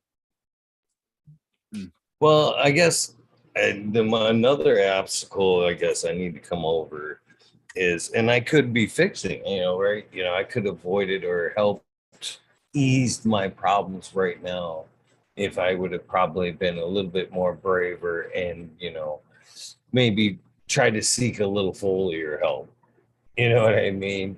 Mhm. Tried to feed through the leaves instead of the soil and tried to, help things until things maybe freed up or whatever in the soil. But I've never really been a fan of foliars, man, especially indoors. I don't, just too many.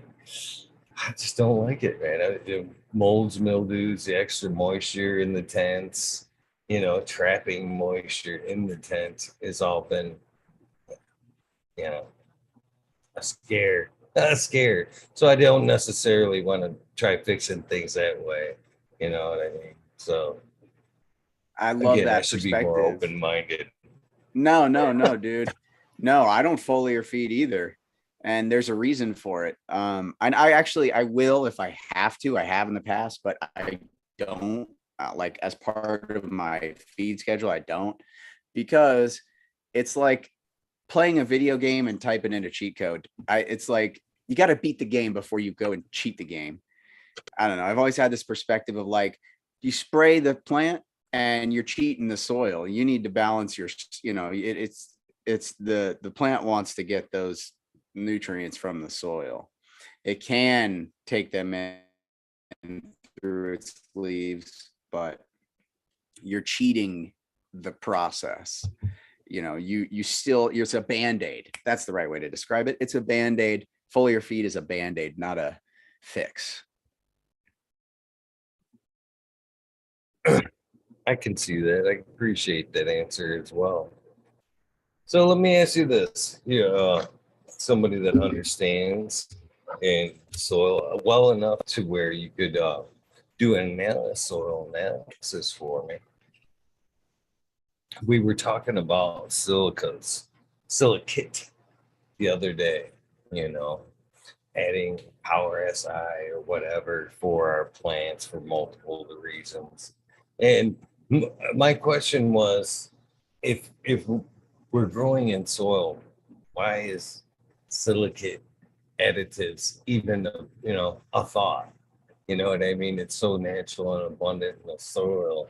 Why not just be adding microbes or whatever we need to make it more readyable, available naturally for the plant versus trying to supplement and feed. You know what I mean? Now it seems again just another sleight of hand by the cannabis industry to go, dun, dun, dun, dun, dun, you need this. Very expensive too.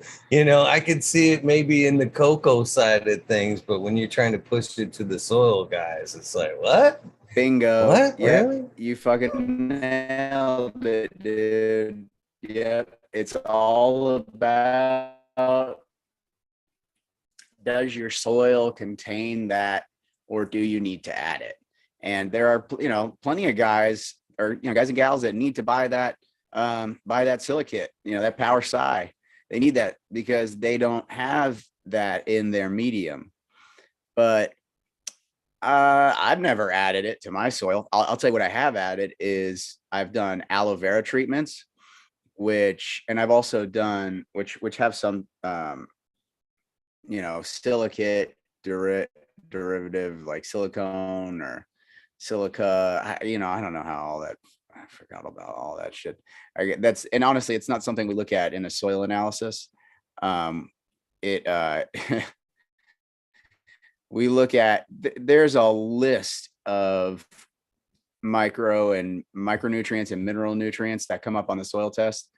Molybdenum and boron and zinc and aluminum and copper, and these are things we would look at before your silica numbers. But that said, like you said, there's guys that don't have it in their soil that need it. So, and I mean,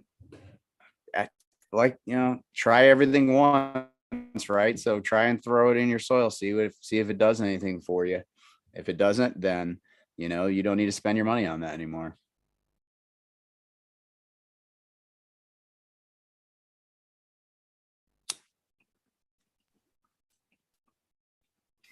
Oh shit. I just fucking dropped my joint. Can't drop that joint, man. That's abuse.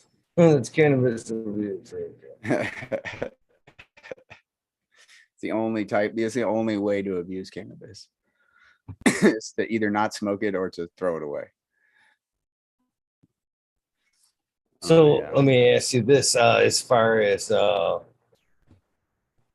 you doing as well indoors as far as production numbers go as versus the outdoors there? I know they're smaller plants, but it's looking like, well, okay, so this is our first run. So we haven't harvested anything yet, but it's looking like if everything continues, we're gonna double our numbers from outdoor production in that square footage canopy. But that's also because we when you're growing indoor, you put a lot more time into the plants than when you're growing outdoor. Personally, like it's very tedious work indoor, but you're more comfortable, so you spend more time with the plants and you do more stuff for them.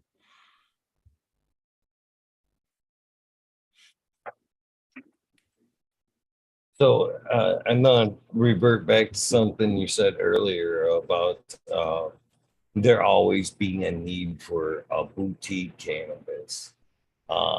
What I believe that to be very true.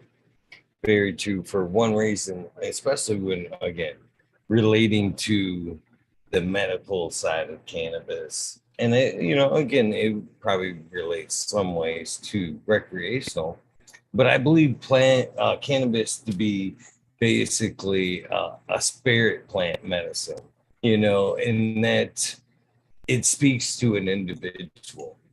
You know what I mean? And when recreational cannabis comes, they give two shits about the spirit medicine side of things. And then I think it's very important when people are considering it to be a medicine that they can go in and sniff jars or whatever, and kind of that one strain calls to them. And that's how basically spirit plant medicine works: is you made a bond, with that one plant or whatever, and this is your healing plant. You know what I mean? And that's what I think happens when you go in and you test or sample jars. That one speaks to you, and you're like, yes, this this is my medicine. You know what I mean? This one called to me. Definitely. And I'm sure most people in the chat that are growers can relate that, like, sitting in your garden has that same experience when your flowers are starting to develop and they're dumping terpenes out into the air. You're like, God, this is nice, even though you're not necessarily smoking it. It's like opening a jar. And Tough Empath actually reminded me, I didn't finish a thought. I was talking about silica, and I said aloe vera about the salicylic acid. Yeah, called me out on that. Yeah, that's right. It's the salicylic acid. But what I meant to say, and I meant to continue with this, was that I've done this. There's a silica like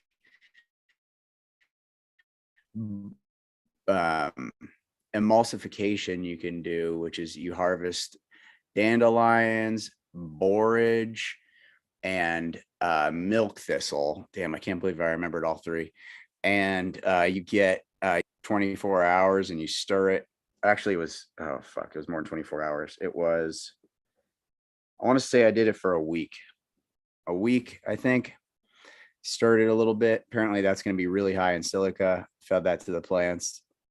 I did that once, and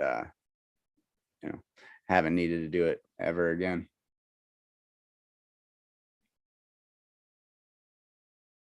Again, that's kind of reverting back to a question I asked you a little bit earlier, about kind of making your land looking to make it regenerative now for, cannabis agriculture in the future. So are you like now planting maybe some milk thistle or aloe around, stuff like that around that you could maybe think about KNF and into the garden at some point, or utilizing your own inputs from your own, I have thought about that. And what it's led me to is not how to plant stuff that I want to use, but rather how to use the stuff that's already growing. So there's all kinds of stuff popping up all over my land. And I've started to do a little bit of research about what it is and its nutritional value. And there's some promising stuff, not to mention the fact that I have these cows roaming around on my land. I am planning on going through, scooping up all their poop and adding it to my compost and making a badass vegetable fertilizer, because I don't think I'm going to bring the cow poop indoors. I'll probably stay away from that for the future, because the risk of E. coli and testing and stuff like that, I just don't want to mess with it. So all of my inputs from now on. Oh, and that's a good, actually, you asked what's like a big difference from outdoor to indoor. I'm trying to be a little bit more careful about my inputs and not being so outdoorsy with my inputs. I wouldn't just go collect like forest floor humic material and bring it inside. My room is sealed for the most part. It's like 95% sealed. I try and keep shit out of it. So I probably wouldn't do that. So all of my inputs are like tested or OMRI certified, or all that stuff. And a lot of them always have been, but I've also always I've been flexible about how I deliver my nutritional value to my plants, whether it's chicken shit or horse shit or cow shit or blood meal, or, and that's something that I'm going to be using more of now, because it's easier to control the quality of it. Yeah. No more meal chucking. Yep. Gonna try and dial shit in more specifically too with my numbers. So, yeah. I could see that. I've kind of wondered as of lately, we've always kind of sourced, pee from birds, back guano and stuff like that. And I've kind of wondered lately, as I've listened to more and more soil books, a farming book lately, the book Dirt. They were talking about how overpopulating pig farming, the runoff of pig farming was actually bad to the soil because it was so high in P. And I thought, if it's so high in P, how come we're not? And we're running out of natural P, the sources that we're actually farming. How come we're not trying to clean up and use, more sources like that instead of, you know, bird and others, whatnot? I heard something recently about that. The nitrogen is being depleted. The usable nitrogen is being depleted, not necessarily the P, but the N. And I'm assuming this would apply to other nutrient cycles. And what it has to do with is these creatures that we farm, they don't end up returning to the land. We end up exporting them. So if you have, let's say, an area that has a particular amount of cattle and they're grazing all of that grass, consuming it, and then they're only returning a particular amount, which is not the same amount that they consume because they have to actually burn some for energy and growth. And then they get butchered and served to somebody in three states over. And then that person poops and goes into that particular area's nitrogen storage in their sewage system, which makes it out, cleaned and out to the ocean. And so what's happening is the land is not getting what it should get. And so we're losing a lot of the nutritional value in our vegetables and in our meat. And that's part of it. I read some article about that. I wish I had the reference for everybody, but I don't. Nice. Good info, though. Thank you. So I'm trying to remember what I was going to ask you next. I ask Crack Baby's question is, are you going to get into any extracts? Yes, I am. I'm going to get after this first harvest, I'm going to get my non-solvent processing license and probably also my solvent processing license because I'd like to make RSO out of alcohol. So working on that. And I've always loved rosin. I honestly dab more than I smoke, but the rig is outside. So I'm just smoking right now. But I love making fire rosin. And I've been taught by some of the best hash makers in the world. And so yeah, we're gonna bring some of that to market too. We're actually thinking about doing some pre-rolls on this first round with some of the lowers. Just basically, instead of, with lowers, you either get it processed into a hash or you do something creative like pre-rolls. And what I'd like to do is, anything that's got some frost to it is that not trim. We will not be rolling trim into pre-rolls, but some nugs, some pre-rolls that don't suck. We might call them that. That'd be pretty fucking good name for him too. It was funny because last night during that episode with Worm Dog, we were talking. Unfortunately, we've talked about living some crazy lifestyles. At one point, unfortunately, he was incarcerated, and so my question was, how was coming back to cannabis, after such a long period? He was like, shit, man, we got it in there and shit. And he kind of described, the kind of joint he would get in there, you know what I mean? He's like, basically, after you would roll a good joint and what was left on the tray, You know, basically, we would buy that would be the joint we would get for $10. And I laughed and I thought, man, that's still better than the dispensary joint you would get for $10.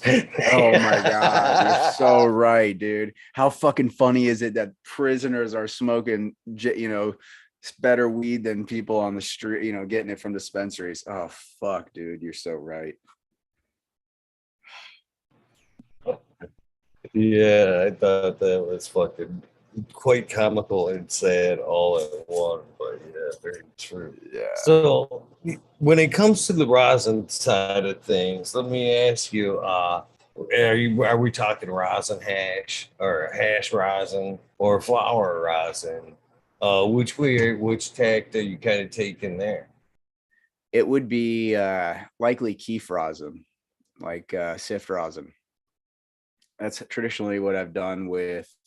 So I'll take my trim, and I have a Tom's Tumbler. Shout out Tom's Tumbler, great company, great product. This motorized tumbler with a screens on, different size screens for it. One of them is like a hash screen. And the keef, you just put it in there and the trim in there, and the keef will just dump out, and you got to have a collection for it. And yeah, and so we'll take that keef and we will process it. So we try and get that trim keefed and hashed as soon as possible, because it stays better as hash than keef or as trim. And then flower rosin, it just doesn't yield well enough. I'll sometimes make some, but I don't sell it usually. It just doesn't yield well, and it's like waste of resources. And if you're gonna grow fireweed, why squish it? I don't know. I don't want to see it go. Well, okay. You've kind of said some things. Yes, I agree with some things. I'm like, all right. So, like, this has been one of my bitches with and oh rosin lately is the fucking hash rosin. I really am starting to feel that that is more over like a sleight of hand by these press companies to fucking make you want to buy these presses. There's so much work that goes into that, pretty dumb, right? You know what I mean? But they're discounting all the time into fucking making the bubble. Same thing that you just said with the flour. You know what I mean? It's a waste of time. But if you kind of think about you're pressing out of that flour, and then the actual making of the bubble, and then pressing it versus, I bet you it equals out. To be honest with you, you know what I mean. In time, I bet you it Oh, makes it. absolutely. I think they've kind of just showed you the hash side of things to make you go, oh, that's the way to make it dumb. When in reality, it's the same amount of time. But in my opinion, I think the flower side of things, again, staying to the medical side of cannabis, has more of a benefit. You're not fucking extracting final product. You know what I mean? Why not press that flower and get back to more of a full spectrum medicine? You know what I mean? Absolutely. All the oils, all the terpenes, nothing really lost. I can Yeah. appreciate your method though. That is a fucking Well, nice. I will buy that. That's a nice middle of the road technique, to be honest with you. You haven't wasted a lot of time sifting. You know what I mean? You haven't lost terpenes to the water. You haven't right. lost trichomes overall from handling, blah, blah, blah. You know what I Yeah. mean? And it's still somewhat whole plant into the squish. You know what I mean? So Yeah. I can Yeah. appreciate that to be a nice middle of the road rosin. Okay, that I can But, appreciate. like, I appreciate flower rosin too. Like, I just, to me, I just, yeah, like I said, I just hate to see it go. Literally, if I put a good ass nug into my rosin press and I squish it, it almost hurts a little bit. It almost hurts a little bit. But I can appreciate somebody who prefers to dab, preferring flower rosin over hash or keef rosin, because that makes sense. As a hash maker, hash artist, I use that term sparingly. Fucking, I feel the same pain seeing that hash go into the press. It's the same pain. It's the Yeah. same pain. Moreover, though, I put work into it. I just didn't harvest the beauty of it. I actually got some elbow grease into it, and then to see it destroyed what I think is already a beautiful, well worked product, to take it and see it, fuck you. I think that's an insult to me, to be honest with you. I'm like, Well, oh fuck, man. but I it's tried like, my best. but then there's the other side of it, right? Where, you can't tell Picasso that his work is not finished, right? But some other artist might go, that's not done. That needs more work. Like, I had a buddy hand me some weed, and it was like still had some leaves on it. And I was like, cool, man, thanks. And I brought it home, and my wife was like, why didn't he trim it? And I was like, because that's how he likes his weed trimmed. You can't tell Picasso how to paint a picture. You can't tell a grower how to trim his weed. But I don't know. I forgot where I went with that. I can relate to that. And again, kind of relating to last night's conversation, because it was a lot about tattoos. Same thing, man. I've got pictures of tattoos that went in phases. You know what I mean? That where one sitting it was just black, maybe black and gray.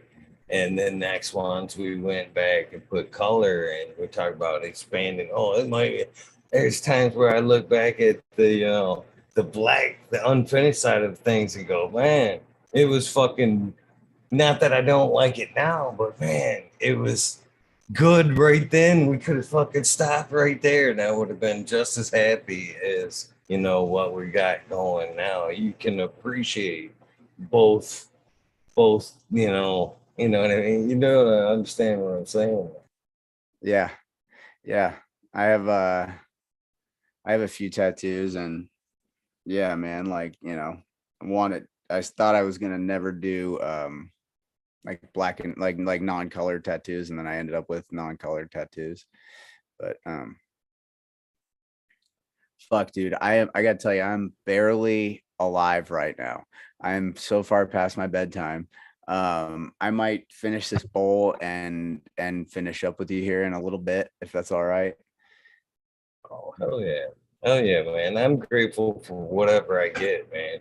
So, and I understand. We've done talked about this, man. Much respect to you. We're talking to a dude that's carved this piece of fucking earth, building his dream. You know what I mean? I understand, man. Props to you. You're a busy man. Busy man. I I got understand. a little more weed Much here, love so for you, brother. yeah, hell yeah. I got a little more weed here to smoke, so I'll pack that up, and then maybe like 10 more minutes or something, and maybe take a couple of questions from chat. I saw 4x4 asked another question about the RSO. He said, does the process of making RSO alone decarb it, or do you have to heat it up to decarb it if you were going to consume it as an edible? How do most people go about using RSO? Yeah, it decarbs in the process. And you would usually eat it or put it on your skin. Or, I mean, there are people who dab it, but that's wild shit. I wouldn't dab RSO. So I'd like to run with that one a little bit, because again, as I've come through and learned in my cannabis journey, uh, as much as anything in life, you should take that with intent. What is your intent with the RSO? You know, is it more of a medicine? Are you recreationally using it? You know what I mean? What is the end goal there? is how you should approach that. And how, you know, lately I've kind of thought the sorbet method I thought was the best, kind of putting it in a bag and kind of bringing it into temperature, but locking everything in there. So the terpenes and everything can be still, as much as you can take, can be trapped in there in that decarb process. Do I think you necessarily need to do it? No, especially when you're making edibles with it. You know, you're going to bring it up to temperature through the RSO or the process anyway. And then once it's entered into your edibles, you're going to take it through another decarboxylation process. I barely got that one out. Anyway, so why make it a threefold and destroy much of the, you know, each time you take it up to that temperature, you're degrading what we'll call a medicine anyway. So why bring it up to a 3 point and destroy more of the medicine throughout? And then there's a Yes. process I've kind of thought about lately too, Mr. ATG, is the process of in making it as well. You know, we've talked about a lot, the quick wash, basically trying to eliminate that green or chlorophyll in your RSO. You know what I mean? It's always been viewed as a nay. You know what I mean? But the more I thought about it, the more research I've done, I'm starting to think that's a no-no. Maybe you want that green out if you're gonna dab it, if you're gonna take it as far as a dabbing material, or you're gonna use it possibly as a recreational high where you want to stay more awake and buzzed. But I think if you want it more as a medicine, you want that chlorophyll in there. Think about it. What's that chlorophyll going to do for you? It's going to bring on more of a heavier sleep. It's going to promote red blood cells, and it's going to help clean your liver. And again, we're talking about it as a medicine. So why wouldn't we want that in there? More time for your body to rest, more time for your blood to clean, you know, more ability for your blood to clean. So why would we want to eliminate that out? You're, you know, I can't argue with any of that. I'll say this though. There's one reason why I've had patients request less to have product with no chlorophyll in it, because it hurts their stomach potentially. Just a general kind of like too much. It's almost like concentrating plant matter. So in that respect, it's such a good thing you brought that up, because I actually have a really cool old school technique to get chlorophyll out of your final product, even if you have a long wash. And that is, get yourself some mason jars while your product is in liquid form. So it's like, you know, bright green liquid or dark green liquid. Put that out in the sun in a clear mason jar on a bright sunny day, and let the sun hit it for like 5 to 10 hours. It'll be brown. And what's going on is the chlorophyll is breaking down, and so it can be easier on people's stomach for that reason, and you can still get the dynamic compound of a long wash.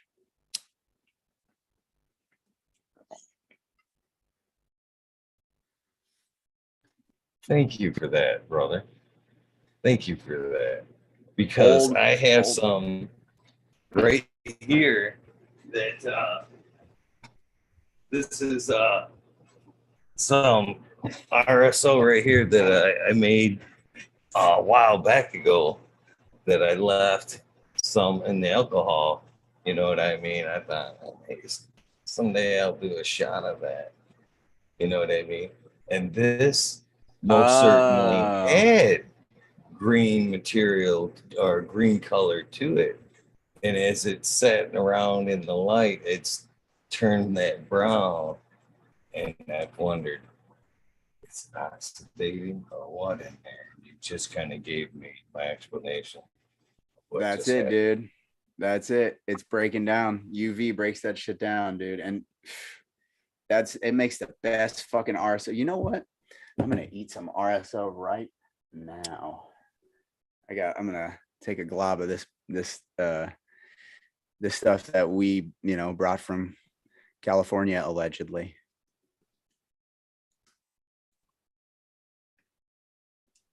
That stuff always Oh can yeah. fucking make for a nice sleep right there. Right to the tongue here, man. Not many people enjoy that. I actually love the flavor of cannabis. It can, vary from a little peppery to whatever. But man, I don't know. I'm sick like that, I guess. Obviously, you are as well. I am. I'm a sick puppy, dude. It's just worth it for it's like the first few times it was disgusting. And then I was like, I mean, it's not that bad. And now it's like, ooh, yeah, a little bit of RSO, that'd be delicious. Right on. Yeah, I'm ingesting all my chemicals. I got my beer. I usually drink about a beer a night. I think I've told you that in the past, which is exactly what this is, the one beer. Had my beer, got my RSO, got my bowl, and I am up way past my bedtime. We are getting fucked up. Partying with man. I'm not a drinker, man. I haven't had a drink in such a long time. And I often wonder fucking what this would be like to kick this back, how fucked up I would be. But this is only, I believe, like 2 shots of alcohol, and but I know there's a shitload of cannabis in here. It would probably be one day off right there. How much RSO do you think is in that shot? Like if you were to, a lot. A lot. This was a heavy oil producing batch right here, all from fucking some good flour, and yeah, I'm sure there's a lot of oil. Hell yeah, dude. I one time took some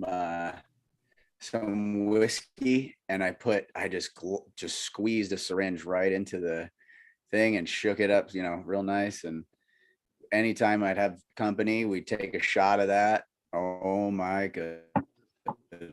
I thought about doing it on the air, dude. but out of I thought about taking the shot this on air, but I'm afraid of looking like a fool. I thought, no. Do it right now, and then we're gonna get off in 10 minutes, and you can look like a fool in the mirror. Oh no, they'll want the weed nerd world go fucking kick on. Oh yeah, that's right. In the weed nerd world. I forgot. I've seen the fucking ass. I've seen people do the RSO on the show, and you can see it. I don't care how many times you've taken it, man. You can take it. You're like, yeah, my brain eye bushy tail. Hour and a half into it, it's like, I got you, did it? Kick it in, yeah. Oh yeah, 100%, dude. It's like when it kicks in, it's like, oh, brain not working anymore. Yeah, which is a great thing, It's like some of us need a nice off switch at the end of the day. Yeah. It's funny though, man. That shit does. Go ahead. I didn't mean to cut you off. No, it sounded like I was cutting you off. Sorry about that.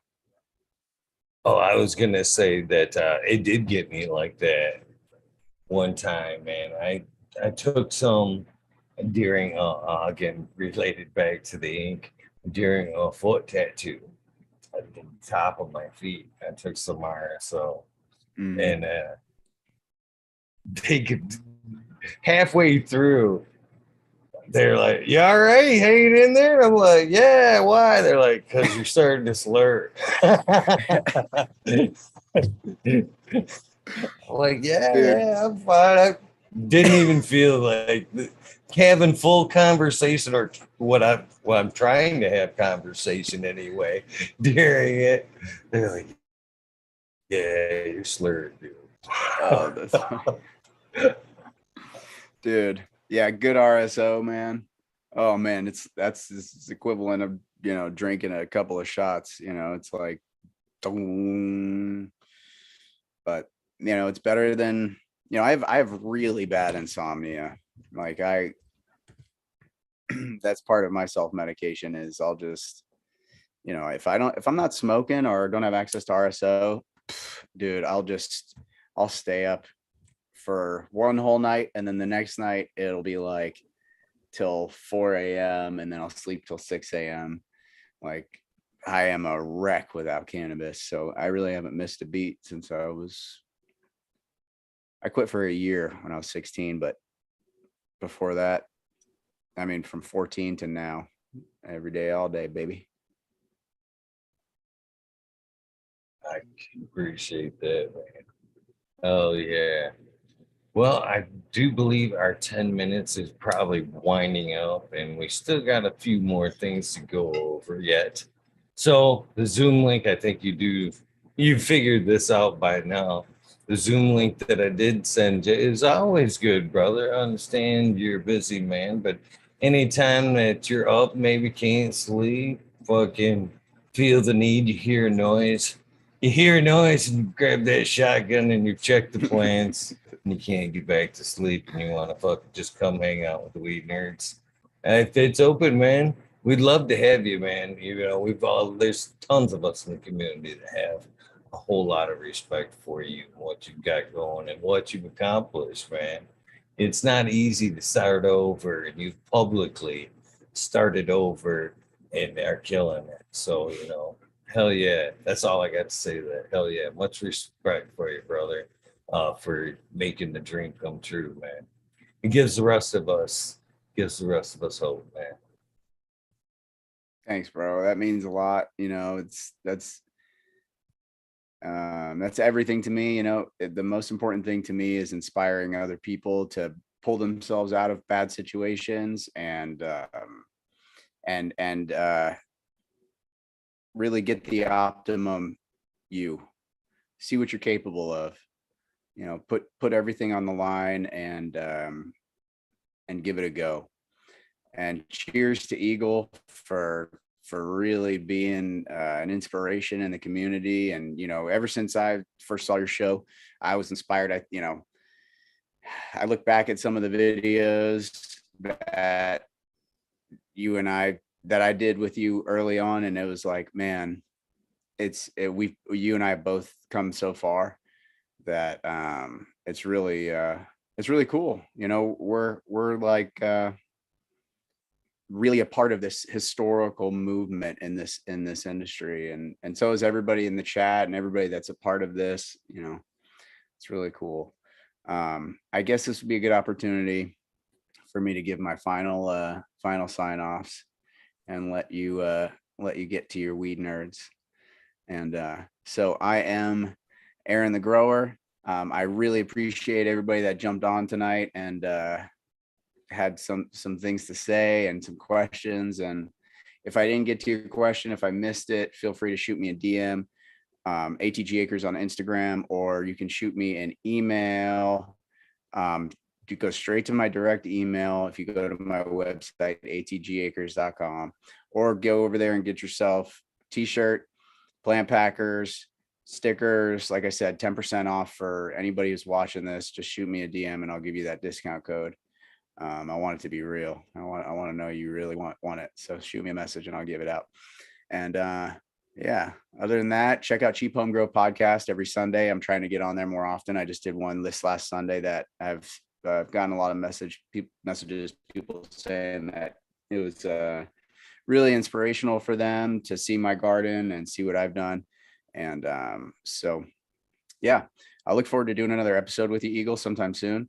And we'll do an update and maybe take you in the garden, and maybe I'll do a garden episode. I just need better internet in there. It doesn't work very well. So I'm working on getting a booster and getting all that done. Right now. And I will take that as a general sign off. But there's one thing I need, buddy, is that fucking that soundbite. The soundbite for me. my version. Hey, this is Eagle, and I'm on fucking talking shit with Eagle, episode 628. Even though I fucked that up in the beginning and said 627, it is really 628. I am ready, Mr. ATG, anytime you are. What's up? This is ATG. You are watching episode one. What was it? 628. Oh shit, 628. I'm so fucked up. Anyway, you're watching episode 628. This is fucking talking shit with Eagle, and we're having a great fucking time. Hell yeah. Perfect one, man. Thank you so much, man. Always a pleasure hanging out with you, my friend. And I hope everybody does check you out Sundays, 7 o'clock. Look for you. If anything else, just tune in for some great information.